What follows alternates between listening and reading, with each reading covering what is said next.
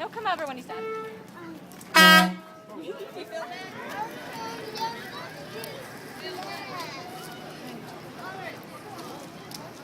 Loves trucks. Everything trucks. How old are you, buddy? 5. Are you enjoying Come See Me? Yeah? What's your favorite truck here today, Gavin? There's a one up here. Aiden, how old are you, man?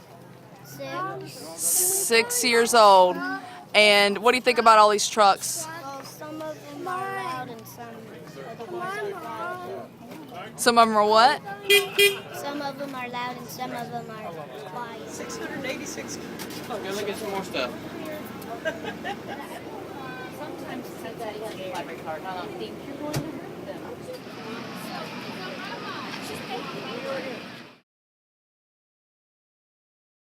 We transport emergency and non-emergency.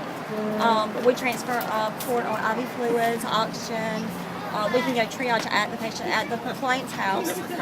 We can either go to the hospital and transfer from hospital to the veterinarian's office, or we can go to the client's house and transfer from the client's house to the receiving vet.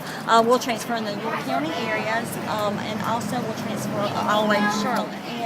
And we've always needed that service. You know, somebody to actually take a pet to the hospital, you know, or pick one up for us to bring it to us because the client's like, you know, it's down and can't get up. Somebody help us. So we decided, all right, you know, eventually we need the service. We need an ambulance, and we're the only ones like I said in the state that are actually providing it.